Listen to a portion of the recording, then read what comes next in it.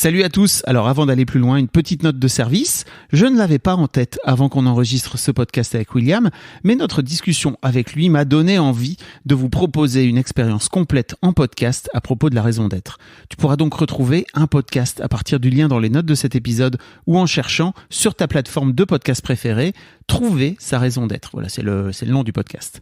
Dès le 31 octobre, avec un épisode d'introduction à la raison d'être avec Martin Serralta, le créateur du questionnaire dont William va vous parler. Et tous les jours du mois de novembre, du 1er donc au 30 novembre, avec William et Martin, on vous proposera chaque jour un nouvel épisode et une question associée.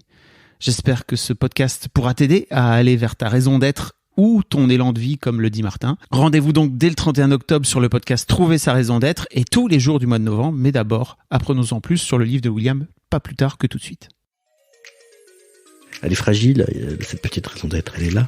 Et tu l'as trouvée d'ailleurs, la tienne?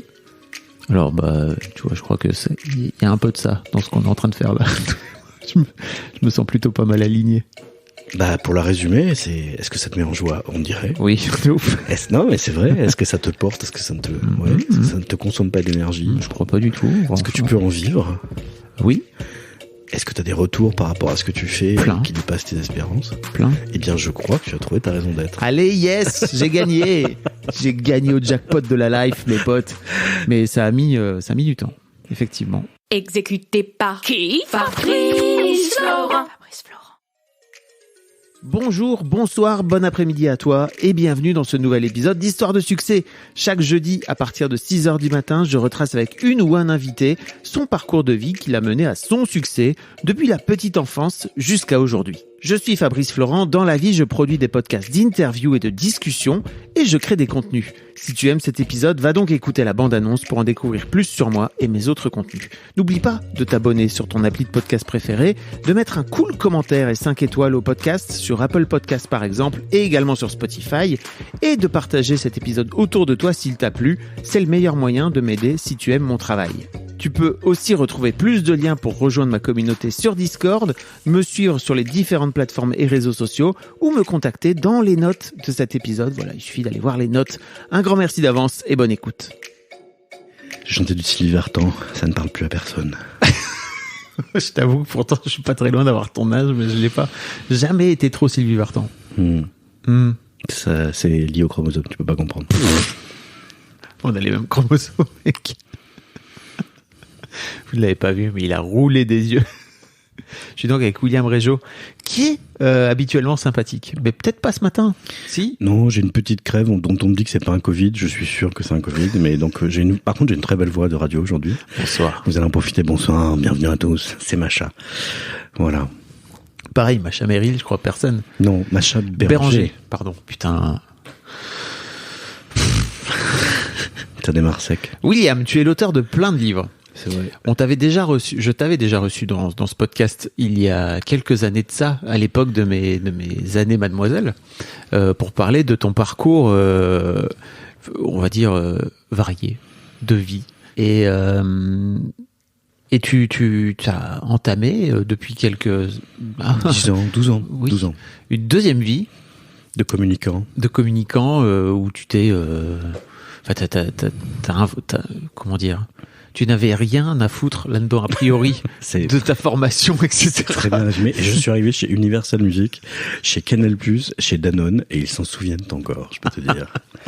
Et aujourd'hui, tu sors, il y a quelques semaines de ça, un bouquin qui s'appelle Trouver sa raison d'être quand on n'entre pas dans les cases, chez Le Duc, et qui est résumé par cette notamment magnifique photo de toi.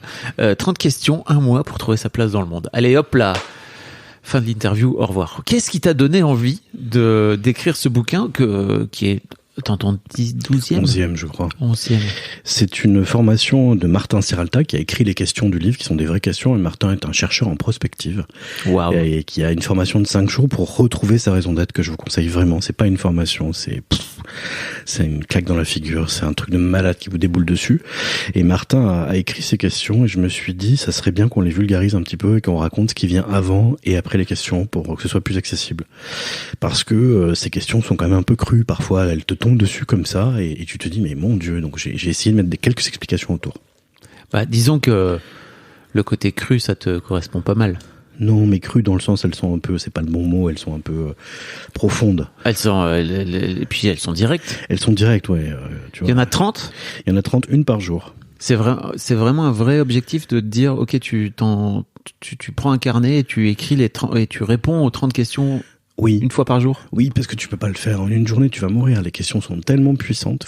C'est pas juste des questions. C'est pas un livre de bullshit développement personnel comme il y en a partout. C'est un livre écrit à la base, les questions ont été écrites par un chercheur qui a une vraie raison puissante et scientifique à chaque fois. Et quand je lui ai demandé de m'expliquer pourquoi les questions, il me parlait de Spinoza, etc. Donc je peux vous dire que moi, Spinoza, j'ai jamais lu. Mais il y avait des vraies raisons à tout ça. Et certaines ont l'air innocentes, elles le sont pas. Certaines ont l'air très très classiques, elles le sont pas du tout. Et toutes ont une utilité et qui fait que ça se révèle à soi, sa raison d'être, elle vous revient à vous parce qu'elle est toujours là, elle est enfouie mais elle est toujours là. Tu lui demandes d'ailleurs assez régulièrement à Martin pourquoi cette question, pas forcément à toutes les questions, non, mais à certaines où tu lui demandes, et en fait tu viens, il y a des encadrés dans lesquels tu viens poser sa réponse quoi.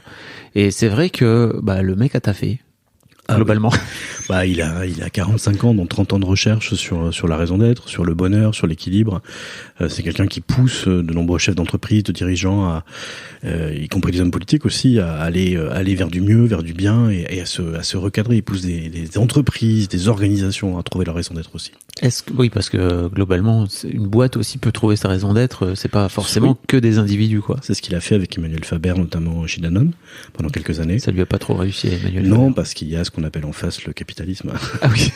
En gros, Emmanuel Faber, qui est le PDG qui a été le PDG pendant des années, qui s'est fait virer parce que Danone, sans doute, il y avait aussi ce truc de Danone était en train de prendre une voie peut-être un poil trop écologique et responsable dans ce monde par rapport au capitalisme, et donc ça venait rogner sur les dividendes et entre autres sur les dividendes et les intérêts des actionnaires, quoi. C'est ça, mais ne t'inquiète pas, tout a été repris en main et le capitalisme est bien revenu chez Danone. Super, merci pour ça. Allez, bonne nuit, on va tous se coucher. Mais en revanche, qu'est-ce qui t'a donné envie, toi, d'aller explorer, parce que t'as fait ce travail-là, et en fait, en gros, à travers le livre, tu réponds toi aussi aux questions, ce qui permet de pouvoir, pour le lecteur, être guidé à travers toi tes propres réponses. C'est en plus l'occasion de parler de toi. T'adores faire ça, on va pas se mentir, William. Je suis mon meilleur sujet. Mais c'est une introspection, plus on est personnel, plus on est universel. Qu'est-ce qui m'a donné envie? C'est une souffrance, évidemment. Quand j'ai pas trouvé ma raison d'être. Elle était là devant moi, devant mes yeux depuis des années, et j'ai essayé de la chercher. Donc en étant infirmier aux urgences, tu vois, tiens, je vais sauver les autres. Ensuite, en allant bosser pour Zazie, tiens, je vais bosser auprès des stars, j'aurai les paillettes plein les yeux. Après, en bossant chez Universal, tiens, je vais être rédacteur en chef dans monde musical. Non, c'était pas là non plus. À droite, à gauche, partout, je fonçais, je cherchais quelque chose. Je répondais à des offres parce qu'on est toujours venu me chercher, mais je n'arrivais jamais à rentrer dans mes frais émotionnels. À chaque fois, je payais très très cher. Dans tes frais émotionnels? Parce que j'engageais des frais émotionnels très très forts. Je répondais en partie à ma raison d'être profonde, mais j'y répondais pas complètement. Tu la donnes pas d'ailleurs, ta raison d'être? Non, parce qu'elle est personnelle. C'est perso? Oui. Et t'as dit que tu l'as calligraphiée? Oui, elle est à l'entrée de ma chambre dans un cadre. Ok. Et toi, je peux juste te dire un mot qu'il y a dedans que je trouve puissant et à la fois que j'ose jamais dire, mais bon. Okay. Il y a le mot artiste dedans. Ah. Voilà. Ok. Tu veux dire notamment quelqu'un qui écrirait des livres, c'est ça? Je vais te citer Nicole Croisy, mais ça va pas te parler non plus. T'aurais voulu être un artiste, encore une dame que plus personne ne connaît, hélas. Ouais, il y a comme écrire des livres, mais pas que. Pas que. Sensibilité artistique, ouais. Ok. Et qu'est-ce qui t'a donné envie, toi, et en fait, comment tu pourrais définir la raison d'être profondément? Qu'est-ce que c'est? C'est ce qui te met en joie, c'est ce qui te meut, c'est ce qui te met en vie. C'est la définition de Spinoza, hein. C'est quelque chose dont quand tu en parles, tu t'illumines tout de suite, tu n'es plus fatigué. Tu vois, par exemple, je te parle depuis tout à l'heure, je suis plus fatigué, je suis bien, je suis en joie.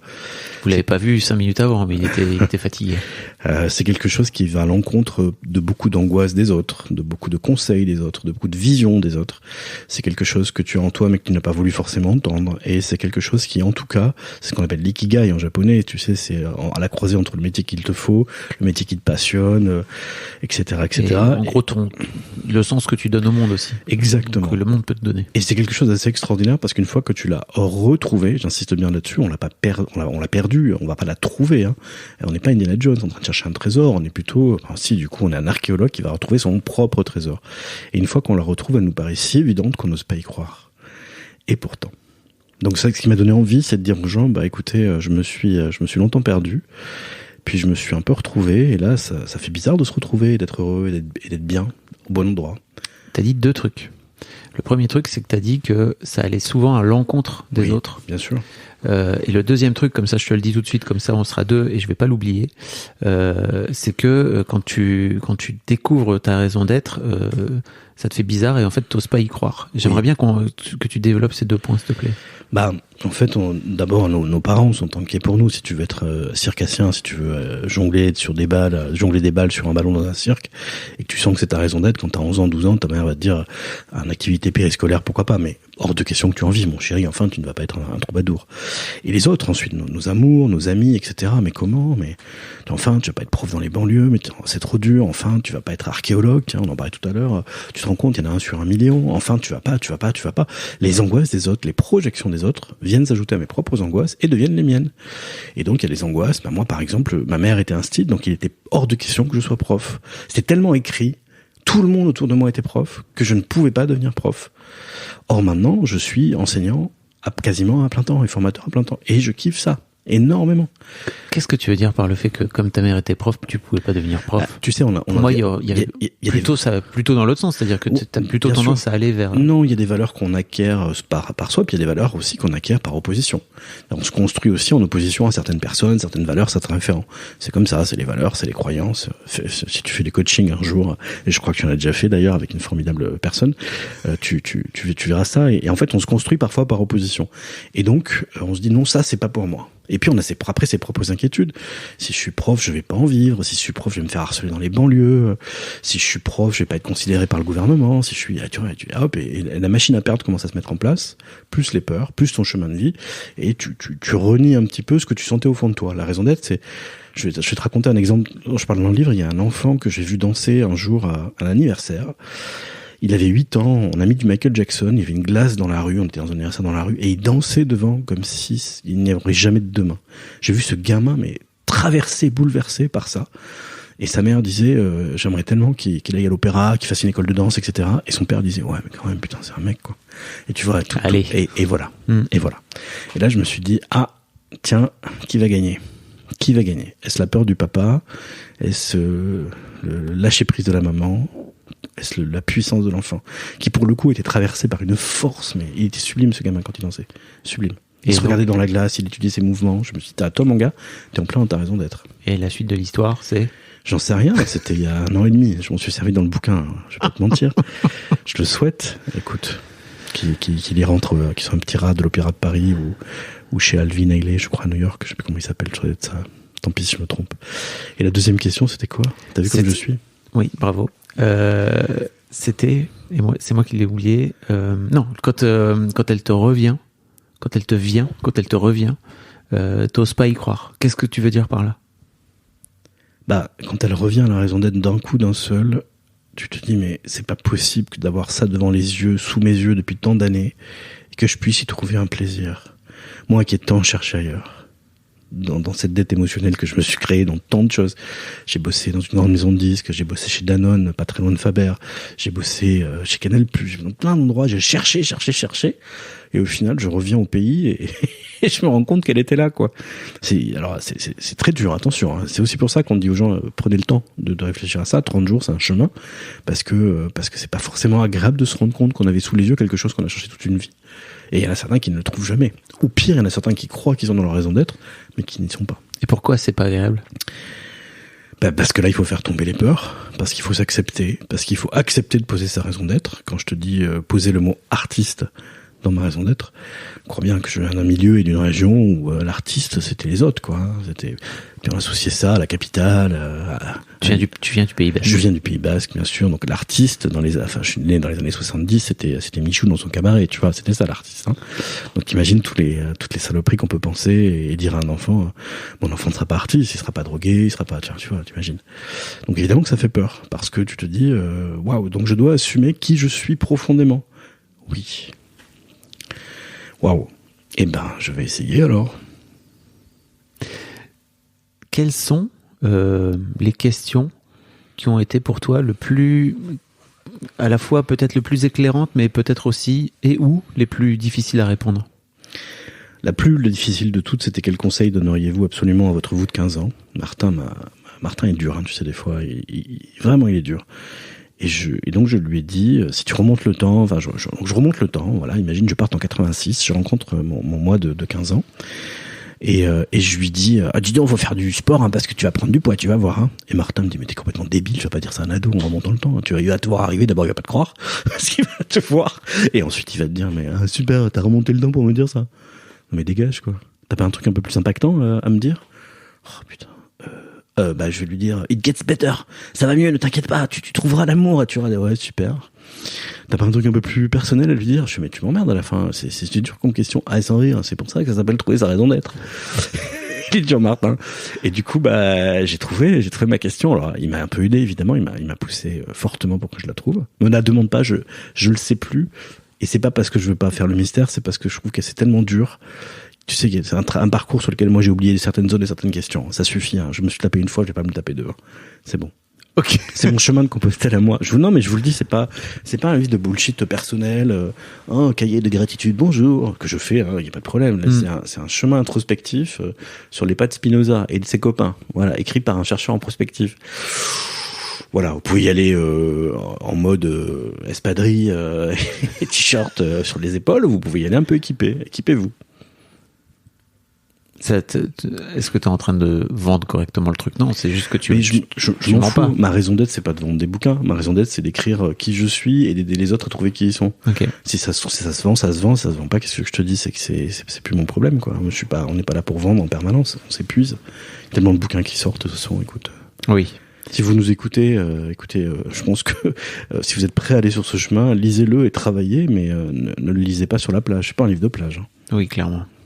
Qu'est-ce que quelles autres questions ont été compliquées pour toi, ou alors éclairantes? Quand vous sentez-vous pleinement vivant? C'est une question qui est dure. Moi, je suis un survivant. J'ai appris à dire ça. Tu dis, enfin, ma psy m'a dit un jour, je préférais que vous employiez le mot survivant plutôt que victime. Et donc, quand on est, j'ai une bonne psy, hein, elle est bien. Hein, elle est bien. Tu sors, tu pleures. Je disais toujours quand j'allais la voir au début, c'est marrant, je viens vous voir, j'ai l'impression d'aller chez le dentiste. Elle me dit, oui, je sais, tout le monde me trouve dur. Et figure-toi que moi, je la trouvais plutôt douce. Elle me dit non, avec vous, au contraire, enfin bon, bref, passons. Quand vous sentez-vous pleinement vivant, quand t'es un survivant, t'as peu de moments où tu te sens vivant, à part peut-être dans des phases d'addiction à ce que tu veux, à ton addiction préférée, ou dans des moments de violence envers toi-même ou envers les autres, et que c'est compliqué de s'en sentir pleinement vivant. Et donc je dirais qu'avec le niveau d'amour-propre qui remonte, avec les années qui font que ça va mieux, avec le chemin vers la raison d'être qui s'illumine, tu te sens pleinement vivant de choses vraiment impactantes pour toi. Et bon, ça parle de moi, mais un lever de soleil, un coucher de soleil, un toit terrasse dans les Pouilles avec mon amoureux, où on boit l'apéro en regardant le soleil se coucher, se réjouir du bonheur d'autrui. Tu vois, c'est mon ami Eric qui m'a longtemps dit toujours, il faut se réjouir du bonheur d'autrui, mais bon, quand t'es un survivant, tu te réjouis pas forcément du bonheur d'autrui parce que t'arrives pas à te réjouir du tien. Donc là, tu vois, avoir les larmes aux yeux devant le bonheur de quelqu'un, ce qui m'était jamais arrivé, tu vois. Est-ce que je me sens pleinement vivant quand mon avion est annulé à l'aéroport à Orly et je me dis pas de problème, il y a toujours un autre avion, t'inquiète pas, et que je gère pas ça, tu vois, en avalant n'importe quoi, tu vois, un Mars, un Coca, un machin, ou en paniquant, en envoyant les textos à tout le monde. Je dis du calme, il y a toujours un autre avion, tu vas le trouver. Donc ça, c'est une question que j'ai trouvée dure et forte, tu vois. Quand vous sentez-vous pleinement vivant? Quoi d'autre? Quels sont vos rêves à accomplir absolument? Ça a été très très très compliqué parce que j'ai eu des faux rêves, hein, tu vois. Moi je voulais de la paillette, hein, je voulais que ça brille, donc c'est pour ça que j'ai bossé chez Universal Music. Et une fois que tu as rencontré toutes tes stars, alors on a tous un panthéon de stars, pour toi ça sera peut-être un joueur de foot ou un grand peintre, mais pour moi c'était des chanteurs, tu vois. Et donc quand tu as rencontré Madonna, quand tu as rencontré ABBA, c'est quand j'ai rencontré Madonna, quand j'ai rencontré ABBA, quand j'ai rencontré toutes les stars qui ont fait mon panthéon musical, Françoise Hardy aussi, et tu te dis mais c'est quoi la suite en fait? C'est quoi mes rêves à accomplir? Et en fait on redéfinit ce que c'est qu'un rêve. C'est peut-être pas juste alors ABBA, on en parle encore avec Caroline Franc que j'avais amené en Suède rencontrer ABBA, on en parle encore 10 ans après, donc ça nous a marqué, mais on peut pas résumer l'accomplissement d'un rêve à serrer la main de Madonna, c'est pas possible. Bien sûr. Pour moi. Et donc il a fallu retrouver des rêves qui me restent à accomplir. Mais c'est surtout, tu peux pas résumer un rêve à serrer la main à Madonna une fois que tu l'as fait. Parce que une fois que tu y es arrivé, t'es là, c'est quoi la suite? Mais je suis sûr, et avoir la photo en plus pour le prouver, parce que ça c'était le plus important. C'est non seulement je l'ai fait, mais j'ai la photo. Non, c'était extrêmement compliqué. Je vais te répondre, ça je peux te le dire. Un rêve à accomplir absolument, me sentir en sécurité. Je me suis jamais autant senti en sécurité depuis que je n'ai plus de CDI, plus de tickets restaurant, alors que toute ma vie, je cherchais une raison d'être. Tu parles, une raison de sécurité en fait dans le CDI, dans le Graal, de l'emploi, du patron, du machin. Et j'ai pris très très cher. Et je me suis jamais senti aussi bien, aussi aligné avec moi-même, avec des trucs qui me tombent tout seul, des trucs karmiques ou ce que tu veux, du hasard, appelons-le. Tu veux dire des missions aussi, c'est ça? Des synchronicités, du boulot, des vraies missions. Et je me suis jamais autant senti en sécurité depuis que j'accomplis ma raison d'être. Et donc ça, c'est un rêve qui arrive devant moi. C'est me sentir le matin à ma place en fait, incroyablement à ma place. Et pas à ma place avec des people, ou à ma place à la télé, ou à ma place dans une maison d'édition, tu vois, c'est pas ça, non, c'est pile à ma place. Je vais te donner un exemple, j'ai animé une formation il y a 3 jours avec dans un office HLM, et dedans il y avait des gens qui étaient des gardiens, d'autres qui rangeaient les poubelles, il y avait une juriste du groupe qui allait plaider à la cour, il y avait la DRH du groupe, et je pense que c'était intellectuellement compliqué d'animer ce groupe, mais je me suis jamais autant senti à ma place, précisément, que là. En me disant, je vais prendre soin de tout le monde, et tout le monde va écouter ce que les autres ont à dire, et il va se passer quelque chose. Et je suis sorti en me disant, je n'arrive pas à croire que je suis payé pour faire ça. Je n'arrive pas à croire. Je me suis dit, tu vois, là, je me sens vivant, là. Je sors, il est 17h, ma journée est finie. Tu vois, il y a une autre question, c'est quel est votre plus grand talent? Ouais, je suis en train de le vivre, mon plus grand talent, là. C'est incroyable. J'arrive à faire monter une mayonnaise avec des ingrédients qui, normalement, ne se croisent jamais, quoi. Et voilà, rêve accompli, se sentir en sécurité, qui est quand même un rêve puissant que beaucoup d'entre nous aimeraient avoir. Et tu te sens en sécurité, mais en fait tu te sens en sécurité avant tout dans ta tête, c'est ça que tu veux dire? C'est que pas uniquement. Ok. Je me sens en sécurité affective, émotionnelle, intellectuelle, matérielle aussi. Je me sens en totale sécurité, alors que je suis à l'opposé de ce que j'avais défini comme étant le parangon de la sécurité il y a 10 ans. Est-ce que c'était toi qui l'avais défini ou c'était tes parents et ton entourage? Mais c'était mon entourage, moi, mes angoisses. Moi je me rappelle de ce que j'ai entendu. Mais comment? Mais changer de boulot? T'es infirmier, tu te rends pas compte? Travailler dans le disque, en pleine crise du disque, mais n'importe quoi, mais t'es malade. Comment? Mais travailler chez Canal+, mais c'est tous des drogués et tout. Ce qui est pas totalement faux, à l'époque en tout cas. Comment? Mais travailler chez Danone, mais tu manges pas de yaourt. Enfin, tu vois, tous les trucs que t'entends et écoutez, c'est votre problème, les gars, en fait. Hein. Et quand tu t'es lancé là à ton compte, qu'est-ce que j'ai ressenti quand je me suis lancé à mon compte? De l'effroi. J'avais essayé il y a quelques années d'ouvrir une EURL avec un comptable. Je pense que c'est la pire connerie que j'ai fait de ma vie. Moi, mon esprit se fige quand j'entends parler de l'URSSAF. À l'époque, il y avait un truc qui s'appelait le RSI qui a quand même poussé des gens au suicide. Hein. Ça, c'était très très lourd. Oui. Donc j'avais dit never again. Mais comme Sean Connery, je suis revenu faire un James Bond. Là, je me suis remis à mon compte et je me suis dit, mais en fait, c'est la solution la moins pire. D'abord, avoir des retours positifs sur quelque chose que tu as créé de A à Z est extrêmement positif. Pas pour m'envoyer des fleurs, mais ça fait du bien, pour l'amour propre. Déjà, ça te porte, quoi. Ça te pousse encore plus ta raison d'être. Tu dis, j'avais raison, en fait. Ensuite, se sentir émotionnellement libre, physiquement libre, évidemment aussi. En fin de journée, quand tu finis, tu te dis, mais putain, c'est pas possible. Je cherche ça toute ma vie, quoi. Tout ce que je vis, et puis voilà, toucher des chèques ou des virements qui arrivent à la fin du mois, ou le mois d'après, et tu te dis, mais putain, je suis payé pour ça. Waouh, c'était donc ça. Ok. Puissant. Mais t'as un podcast sur l'argent, je pense que t'en as entendu des vertes et des pas mûres, des fausses histoires sur l'argent, les gens qui font des films et tout. Voilà, moi je pensais que si on avait un salaire qui était versé le 28 du mois, on se sentait en sécurité. Non, je pensais en amour que si on sauvait quelqu'un, on allait avoir une super longue relation. Non plus. Aime-toi toi-même, sauve-toi d'abord. Paye ton propre salaire et puis après on en reparle. Ouais. Ça y est, on arrive au moment de l'interview où je réponds tellement que le mec sait plus quoi dire. Mais non, pas du tout, je te laissais finir ton thé, enfin. Sois pas désagréable comme ça. J'essaie de ne pas l'être, mais alors, c'est marrant, mais Fabrice, on est tous les deux hypersensibles. Oui. Ce que tu prends pour moi désagréable, c'est mon moi naturel. T'imagines si j'étais désagréable? Il y a une question qui m'avait interloqué le jour 16, c'était mes clients, mes collègues me remercient spécialement pour, et j'ai dit à Martin, mais qu'est-ce qu'on en a à faire de la vie des autres? On se le bouffe toute la journée. Ah ouais. Et il m'a dit, mais pas du tout, au contraire, attention, mes clients, mes collègues me remercient. Il m'a dit, tu n'as pas idée à quel point les gens prennent au sérieux cette tâche quand tu leur demandes vraiment de te dire la vérité sur qui tu es et ce que tu fais. Et ils t'envoient des mails de 2 pages ou 3 pages pour t'aider, en fait. Et je me dis, est-ce que c'est une valeur quelconque? Il me fait, mais t'as pas idée. Ils te voient tel que tu es et ils voient que tu demandes de l'aide. Bon, évidemment, on n'envoie pas ça à un pervers narcissique qui va se faire un plaisir de te dégommer, mais, et donc tu reçois un compte rendu exhaustif. J'en ai vu, moi, j'ai halluciné de la richesse et de la diversité de ce que les gens pouvaient envoyer pour s'aider. Il y a des gens qui te disent des choses qu'on t'a jamais dit, quoi. Et c'est magnifique, c'est magique. Et donc là, bah ouais, il faut demander. Donc c'est le jour 16, tu vois, ça je trouvais super belle question. Tu l'as fait, toi? Oui, je l'ai fait. Tu le fais? Je l'ai fait, ouais. Ça n'a pas été agréable, hein. Dans quel sens? Bah parce qu'on m'a fait des retours, on m'a trouvé ce que tu viens de dire, on m'a dit il y a des fois t'es un peu cynique, il y a des fois t'es un peu méchant, il y a des fois t'es un peu condescendant, il y a des fois t'es un peu voilà, toi, tout ça, mais il y a des fois t'es lunaire aussi, t'es beau, t'es magique, genre il y avait tout, quoi, il y avait les deux, tu vois. Et c'était très vrai. C'était très très vrai. Mais je pense que je suis condescendant quand je souffre, et je pense que je suis magique quand je ne souffre pas. Ouais. Et si je souffre, c'est que je suis dans des endroits où j'ai pas à traîner, comme Twitter, ou des gens que j'ai pas à fréquenter, tu vois. Ouais. Voilà. Quand je suis au bon endroit avec la bonne personne, il peut y avoir que la joie de partager. On a tous des facettes. Bien différentes. sûr, mais c'est ça qui est la beauté de l'humain. Et c'est important d'accepter toutes ces facettes. Et effectivement, tu as une facette condescendante, et tu as une facette de gros râleur. Et en fait, c'est aussi pour ça qu'on t'aime. J'espère que tu l'aimes, cette facette de gros râleur. Oui, je la trouve. Écoute, on s'y fait. Puis un personnage public aussi. Voilà. Ah ouais. Moi, ça va. C'est 20 ans que j'écris sur Internet. William Régeau, tu vois. Les habits de William Régeau, tu les revais. C'est comme un chroniqueur dans une émission, tu vois. T'es un persona. Voilà, je l'accepte. Alors, je suis pas très éloigné de qui je suis, mais souvent je reçois tu vois, c'est marrant, je envoie une newsletter à des gens et ils me disent, ah là là, t'es triste en ce moment. Non, je suis pas triste, je vais bien.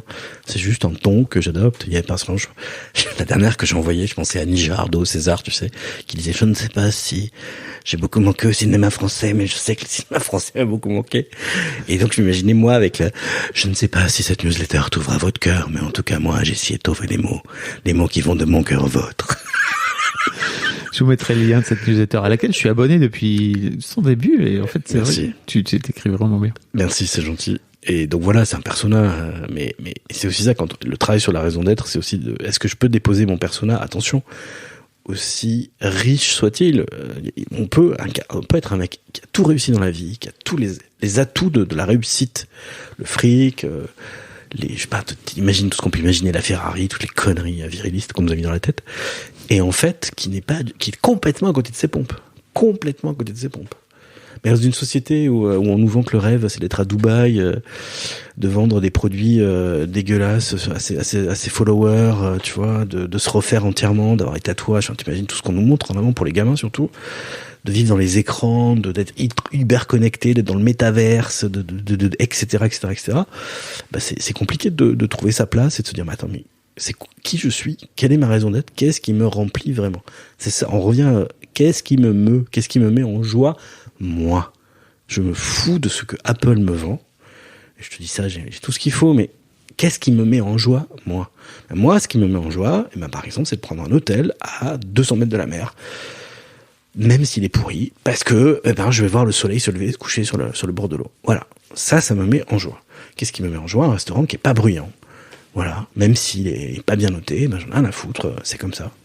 Qu'est-ce qui me met en joie? C'est une soirée sous le plaid à regarder Westworld avec la personne que j'aime. Pourtant, Westworld, c'est bof. Ouais, mais qu'est-ce qui me met en joie? Moi. Pas qu'est-ce que la société...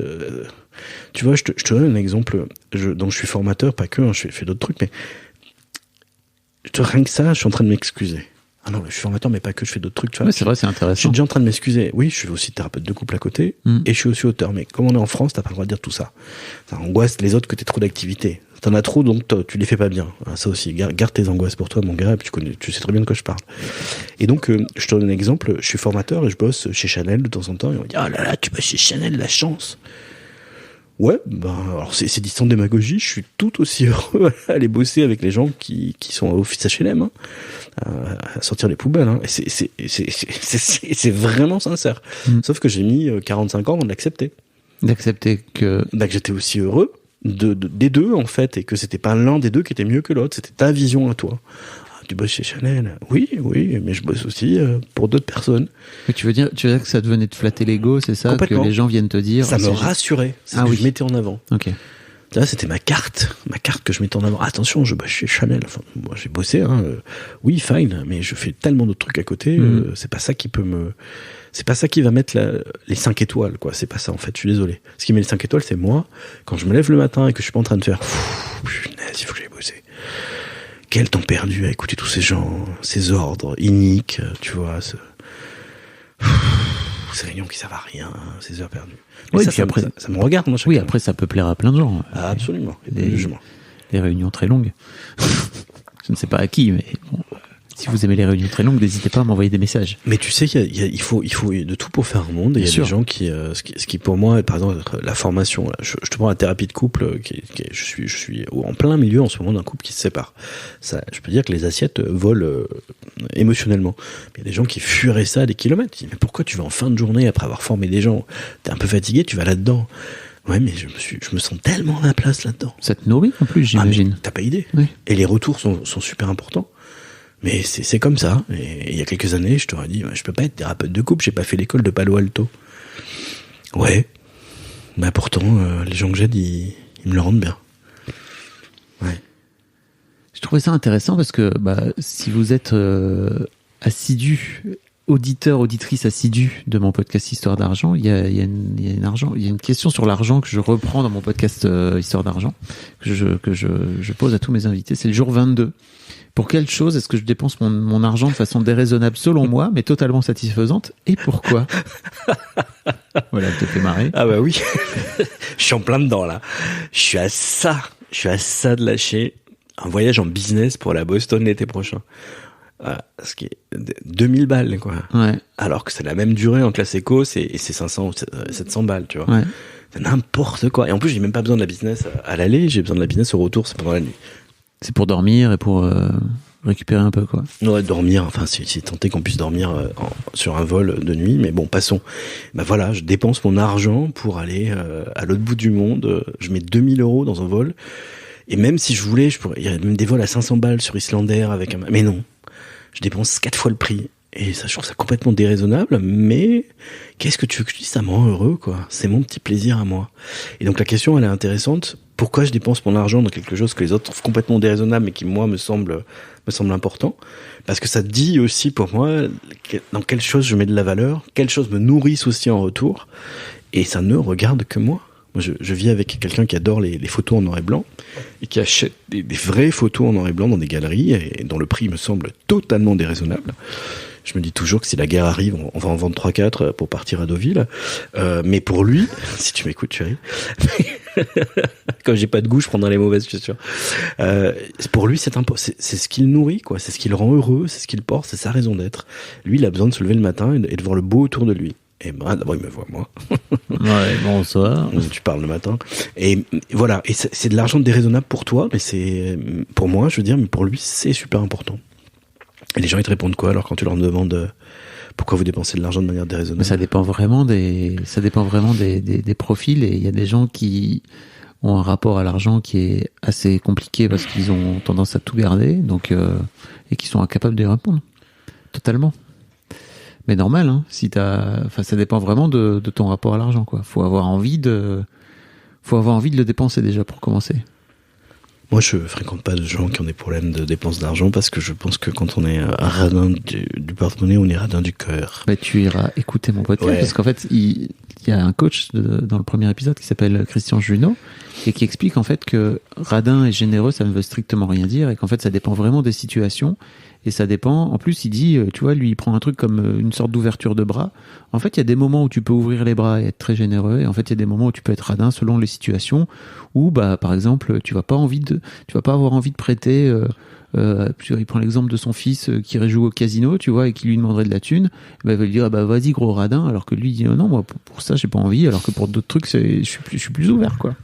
D'accord. Et je me reconnais bien là-dedans, tu vois, vraiment. Et je crois que c'est... Bah, j'irai l'écouter. Tu vois, le stigmate de la radinerie, il contribue aussi au fait qu'on a un rapport compliqué avec l'argent en France, quoi. Tu vas voir la finesse avec laquelle je vais ramener le podcast à mon propre livre. Oui, j'espère. Sinon, il y a la question aussi qui est très intéressante sur les 3... T'as vu, elle est passée, mais crème. Sur les 3 convictions profondes dans la vie. Alors celle-là aussi, elle a été très dure à trouver. Quelles sont les 3 convictions les plus profondes dans la vie ? Chaud patate. Hein. Attends, alors c'est quelle page ? C'est quel jour ? Je sais même plus, tu sais. Alors qu'est-ce qui c'était quoi tes 3 convictions ? Mes 3 convictions, écoute, je m'en souviens d'une parce que je pense que c'est la plus profonde, c'est la plus ancrée, mais alors attends, bouge pas. Voilà, c'est ça. L'abus sexuel, physique, moral, encore plus quand il est exercé par une personne détenant une autorité sur une autre, doit être jugé systématiquement avec sévérité. Et voilà, j'ai les larmes qui montent aux yeux. Ça, tu vois, c'est une conviction très profonde. Un deuxième qui est lié à mon expérience professionnelle. Chacun devrait pouvoir décider de sa propre mort en son âme et conscience. Je suis pour le droit de mourir dans la dignité, ayant accompagné des gens qui sont morts. Bonjour. Bah là, c'est le français qui est mouru. La question, elle est vite répondue. J'ai accompagné des gens, mais c'est bien de rire, j'allais pleurer. J'ai accompagné tant de gens qui sont morts dans des situations terribles. Et enfin, la dernière. Oui. Tu vois la fatigue. Seule la spiritualité permet à l'individu de comprendre, d'accepter, puis d'aimer l'absurdité de la vie. La spiritualité n'est pas la religion. Voilà, c'est mes 3 convictions les plus profondes. Qu'est-ce que tu rattaches à la spiritualité ? Alors la mienne, hein, oui. Bah par exemple, prier. Ok. Voilà, je prie pour. En ce moment, j'ai une amie qui a un cancer, mais si ça va mieux, bah je prie pour elle, par exemple. En ce moment, j'ai une amie qui a 38 ans et qui c'est pas le bon mec pour avoir son enfant, bah je prie pour qu'elle ait la bonne personne pour avoir son enfant. Voilà, ça pour moi c'est important.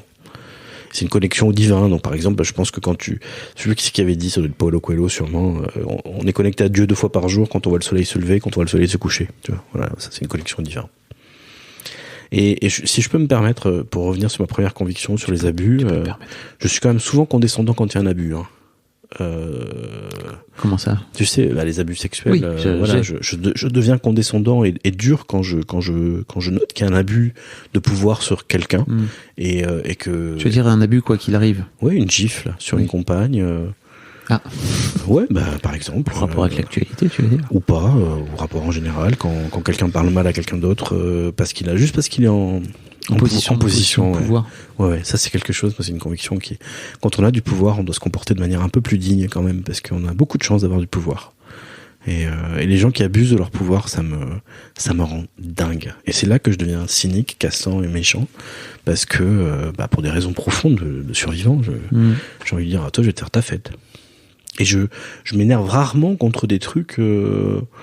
Tu sais, le métro arrive en retard. Bon, écoute, écoute, qu'est-ce que je te dis ? Oui, je vais peut-être tweeter, même pas, je le dis plus. Mais par contre, c'est pas grave, une claque dans la figure, ça n'arrive qu'une fois. Faut pas comparer avec le reste. Là, on est en plein dans l'actualité. Pardon. Excusez-moi, monsieur, est-ce que vous pouvez juste vous taire une seconde, aller lire des témoignages de gens, et puis revenir après pour vous excuser, juste platement, éviter de parler sur les sujets que vous ne connaissez pas. Ah oui, effectivement, tu vois, je suis condescendant là. Parce que j'évite. Bref, on va rentrer sur les sujets qui me font bouillir, mais la raison d'être, elle est là aussi, tu vois. Ça, c'est mon prochain livre, il est là, c'est sur ce sujet-là. Je vais écrire là-dessus. Sur l'abus, sur les abus, sur la position de pouvoir, et sur les abus de pouvoir. Je pense que c'est une des thématiques de mon œuvre. Après, il y a la résilience, mais il y a aussi l'abus. Mais là, le prochain sera dédié à ça, ouais. Ok. Il y a une forme de l'injustice aussi qui te fait vriller. Ah bon ? Non ? Pour le coup, souvent les abus, c'est aussi des formes d'injustice. Je ne supporte pas que. Moi, je crois vraiment à ce qui est écrit sur le fronton de la mairie, quoi. Je te jure, liberté, égalité, fraternité. J'ai vu l'autre jour un témoignage d'un jeune prof qui disait quand il avait changé son prénom de Mohamed en Jean-François, soudain on lui avait demandé son CV. Ça me rend dingue. Ça me rend dingue. qu'une couleur de peau, qu'un prénom, que n'importe quoi puisse te faire passer derrière, en fait. Oh, mais ça me rend, mais t'as pas idée, je surréagis à chaque fois, je fais pardon. Mais c'est parce que ça aussi, voilà, j'ai vécu ça, hein. Je me rappelle un jour, j'étais infirmier, donc j'étais dans le placard, complètement homosexuel en province dans le placard, une surveillante m'avait dit, monsieur, les gens comme vous, ça salit le métier. Du haut de sa surveillante, là, tu vois, de 50 ans, sur un petit mec de 21 ans, je voulais mourir après avoir entendu ça, tu vois, je voulais mourir, quoi. Hein, et ben, tu rentres chez toi, et puis tu pleures, et puis, voilà, j'entendrai ça maintenant, je lui dirais pardon. Attendez, on va s'expliquer 2 minutes, là. D'où tu parles comme ça aux gens, toi? Il y a toute la dernière phase aussi du bouquin que j'ai adoré, qui te met un peu justement en prospective. Donc il y a le fameux conseil à l'ado de 15 ans, mais il y a aussi, je trouve, le rapport au travail et le fait de s'imaginer alors la phrase exacte, c'est si je n'étais pas obligé de travailler, terminer la phrase. Tellement dur. Il y a l'autre truc qui est si j'avais 3 mois, 10 personnes à mon service et 1 million d'euros à dépenser, à quoi les consacrerais-je? Super dur. Et je fais une conférence de 45 minutes devant les Nations Unies. Ils sont obligés d'écouter. Je leur dis quoi? Ah bah j'ai trouvé, hein, mais je vais encore pleurer si je le redis. Ça, les larmes vont monter. Donc tu vois, mon hypersensibilité, Jeanne Chio Faquin, si tu nous écoutes, mon hypersensibilité est là. Mais on va parler d'un sujet qui va pas me faire pleurer. Alors sur le premier, c'était. Si je n'étais pas obligé de travailler, voilà. sur le rapport au travail. Ça, elle est sublime cette question. Si j'étais pas obligé de travailler, d'abord t'es là, tu te prends un peu un what the fuck. Mais comment on est obligé de travailler? Non, pas du tout. On n'est pas obligé de travailler. Mais si je n'étais pas obligé de travailler, je suis resté dans la feuille. Et là, j'ai un mouvement de colère contre Martin. Mais comment tu oses poser des questions pareilles, quoi? Ça remet en question tout le fondement de notre société actuelle, quoi. Et j'adore quand les écolos en ce moment parlent du fait que la décroissance, c'est ça, c'est qu'on n'est peut-être pas obligé de tous travailler 50 heures par semaine pour produire plus, mais pour produire mieux et pour tout le monde, hein. Je vous invite, petite parenthèse, mais à aller écouter l'épisode avec Céline Marty, et peut-être aller l'écouter toi aussi, si tu veux, sur le rapport au travail, où en fait elle dit, travaillez moins pour être plus heureux, quoi. Oui. Où elle dit, en fait, enlevons tous les bullshit jobs, et déjà, peut-être le monde enlevons la publicité, elle est anti-pub et tout, tu vois. Je suis d'accord. Tu vois, ça aussi t'amène finement à ton propre travail. Bien sûr. Mais c'est magique. Bien sûr. Mais elle a raison. Mais la question, elle m'a révolté, moi. Comment ça, un monde où je ne devrais pas travailler, mais j'ai bâti le socle de mon existence, de ma croissance, de tout ça sur le travail, justement. Ta personnalité. Mais de mon prestige social, à un moment donné. Je travaille chez Universal Music, dans une maison de disques. T'imagines, n'importe quoi. Ceci dit, c'était vrai, parce que en face, j'avais beaucoup d'amis à ce moment-là, hein, tu vois. J'ai jamais eu autant d'amis que quand je travaillais dans une maison de disques, hein. C'est marrant, quand je vendais des yaourts, il y avait moins de monde. Passons. La question, c'est si j'étais pas obligé de travailler, mais l'angoisse que ça a suscité. Mais qu'est-ce que je ferais de ma vie si j'étais pas obligé de travailler, tu vois? Oh, mon Dieu. Mais je peux pas. Je refuse cette question. Donc j'ai dû trouver le cheminement, et c'est ça, le travail de Martin est intéressant. Derrière ce cheminement, il se dénoue quelque chose qui arrive à la résolution que je vous laisse lire dans le bouquin. Si j'étais pas obligé de travailler, je ferais quelque chose d'autre. Et ça m'a apaisé d'arriver à trouver ça. Parce qu'en fait, personne ne m'avait jamais posé cette question. T'imagines, dans la vie, c'est ça, je trouve que les questions de Martin sont intéressantes, c'est des questions qu'on se pose rarement entre nous.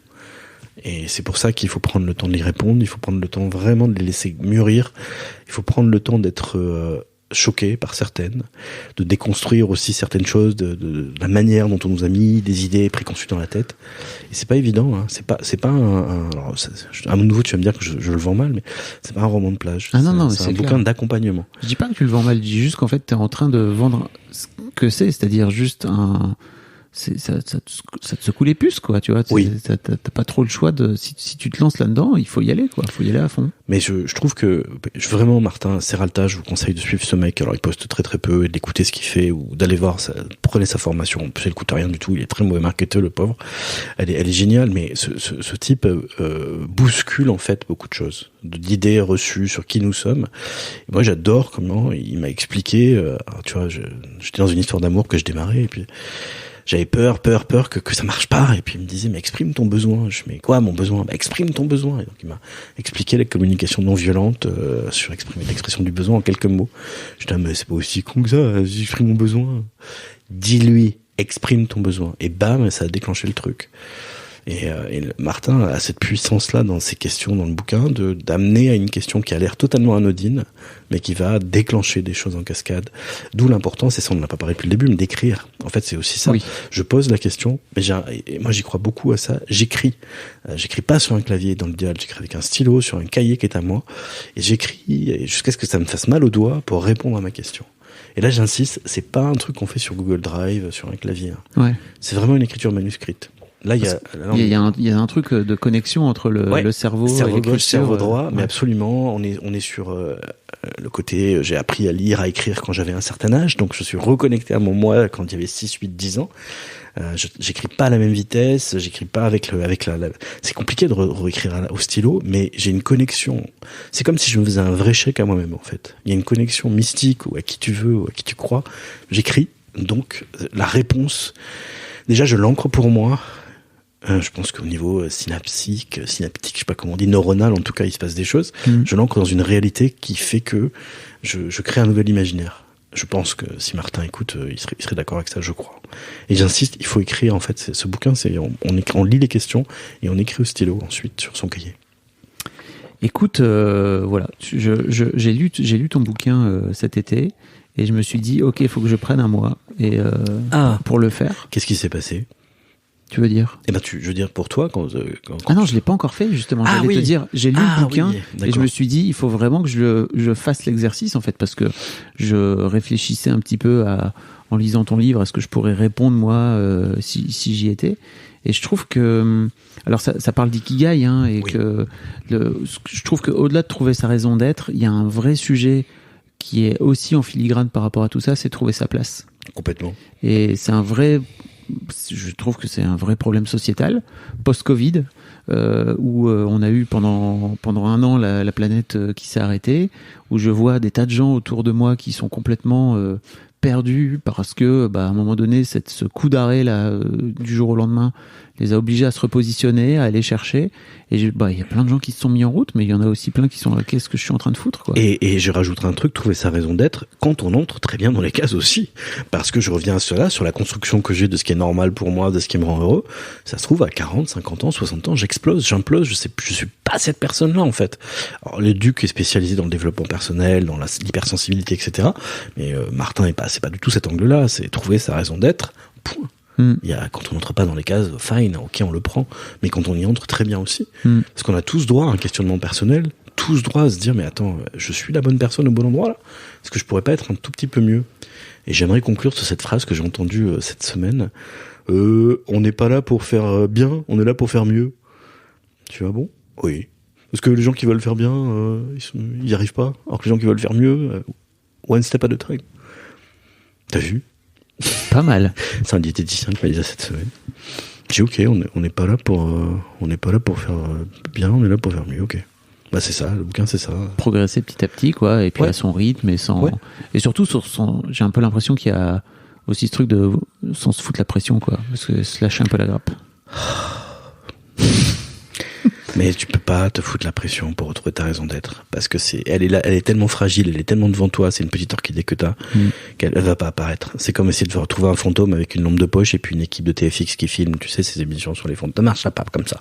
Le fantôme apparaîtra quand tout le monde se sera barré. Elle est fragile, cette petite raison d'être, elle est là. Et tu l'as trouvée d'ailleurs, la tienne? Alors, tu vois, je crois que il y a un peu de ça dans ce qu'on est en train de faire là. Je me sens plutôt pas mal aligné. Pour la résumer, est-ce que ça te met en joie? On dirait. Oui, ouf. Non, mais c'est vrai. Est-ce que ça te porte? Est-ce que ça ne te, ça ne te consomme pas d'énergie? Je crois pas du tout. Est-ce que tu peux en vivre? Oui. Est-ce que tu as des retours par rapport à ce que tu fais qui dépassent tes espérances? Plein. Eh bien, je crois que tu as trouvé ta raison d'être. Allez, yes, j'ai gagné.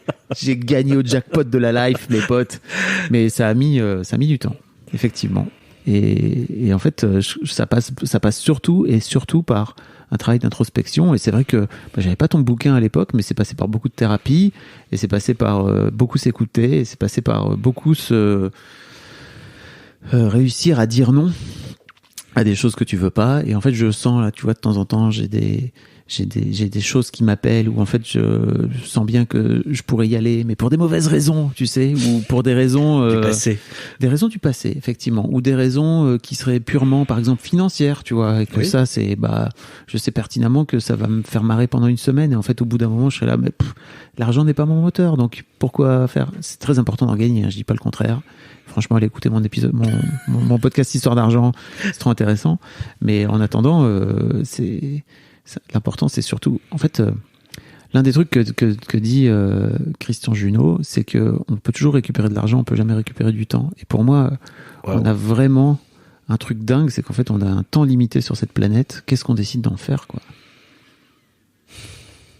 Tu vas nous plomber l'ambiance. Non, mais c'est vrai en plus. Pour moi, c'est pas du tout plombant. Pourquoi tu le vois comme plombant? Parce que j'arrive à 50 ans et que je comprends ce que c'est que la finitude et que je me dis que j'ai peut-être pas fait les bons choix par moment et que c'est dur de pas avoir de regrets. Et donc du coup, c'est encore plus, je dirais, puissant et nostalgique de kiffer autant ce qu'on est en train de faire en se disant, mon Dieu, si j'avais su il y a 20 ans. Ouais. Tout en se disant, mais de toute façon, tu ne peux être à ta place maintenant que parce que tu as vécu tous ces faux pas juste avant, toutes ces aventures. Donc on peut pas rejouer le film, c'est pas possible. Je me suis retrouvé dans une formation avec une dame qui avait un certain âge, je dirais entre 65 et 70 ans, et qui était en train, je crois vraiment que la formation l'avait ouverte en deux, vraiment littéralement, elle était là, wow, pourquoi j'ai pas découvert ça plus tôt et tout. Et le gars lui a répondu un truc génial, il lui dit, écoute, s'il te reste 5, 10, 15 ans ou 20 ans à venir, autant à vivre, autant que ce soit des années de lumière, plutôt que des années sombres, en fait. J'ai trouvé ça, je dis, effectivement, en fait. Et je trouve ça tellement rassurant, en fait, plutôt que de regarder en arrière et de te dire, écoute, putain, merde, j'aurais pu y aller plus tôt et tout, de te dire, en fait, les années qui me restent vont être plus sympas et plus sereines et plus cool. C'est ce que nous disent les grands artistes, hein, ils veulent pas parler de leur carrière, hein, ils sont très agacés. Bob Dylan, tu lui feras jamais parler de ça. Madonna, jusqu'à il y a peu, ne parlait pas de ce qu'elle faisait avant. Et c'est pareil pour Hockney, ça les saoule, les rétrospectives. C'est regarder devant, ce qui est the best is yet to come, comme chantait le poète, c'est ça. Exactement. La nostalgie, ça sert à rien. C'est un poison qui a un très bon goût, en fait, mais ça sert à rien. Voilà. J'ai appris un dernier truc cet été, pas plus tard que cet été, c'est qu'en fait, pour construire ton futur, il faut laisser ton passé dans le passé. Et ça m'a vraiment... Eh bien, chers auditeurs, je crois qu'on va conclure là-dessus. Je te remercie, Fabrice. J'adore comment tu drives mon podcast. C'est un métier. Et tu vois, un jour, et on va vraiment conclure là-dessus, mais tu m'as dit, tu devrais faire tes propres podcasts, mais j'étais tellement terrorisé à l'idée que ça marche. Et voilà. Mais ça, c'est une autre problématique.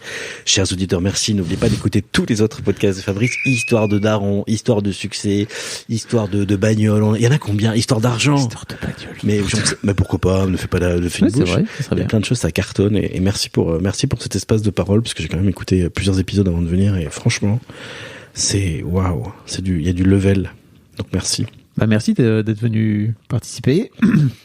Je mettrai un lien pour aller t'inscrire à cette newsletter fabuleuse que j'adore. Oui. C'est quoi le réseau social où les gens peuvent t'écrire le plus simplement? Je sais pas, est-ce qu'on a envie de ça? Parce que je reçois beaucoup de messages sur LinkedIn. Vous me chopez sur LinkedIn. Ok, sur LinkedIn, je mettrai le lien. Et ne vous étonnez pas, oui, la newsletter est payante. C'est 5 € par mois parce que ça fait 20 ans que j'écris sur Internet et je considère qu'il y a quand même des choses qui ont de la valeur. Si tout est gratuit, plus rien n'a de valeur au bout d'un moment. Donc, en ayant conscience que c'est difficile maintenant, il y a de choisir 5 € par-ci, 5 € par-là. À la fin du mois, ça fait beaucoup, mais voilà, j'arrête de faire des choses totalement gratuites. Bravo, William. Salut. Je croyais que t'allais dire salut, mais non. I'll be back. Un grand merci d'avoir écouté jusqu'au bout cet épisode. Si tu as une histoire à me raconter, tu peux m'envoyer un mail. Tu retrouveras toutes les informations dans les notes de cet épisode. Si le podcast t'a intéressé, n'hésite pas à le partager sur tes réseaux sociaux et n'oublie pas de me taguer sur @fabflorent, c'est mon compte Insta, histoire que je puisse te voir. Tu peux aussi écrire directement à mon invité. Il arrive parfois que je partage son compte Insta dans les notes de l'épisode. Ça lui fera à tous les coups un grand plaisir. Merci beaucoup et encore pour ta fidélité. Et en attendant le prochain épisode, je te souhaite une belle vie.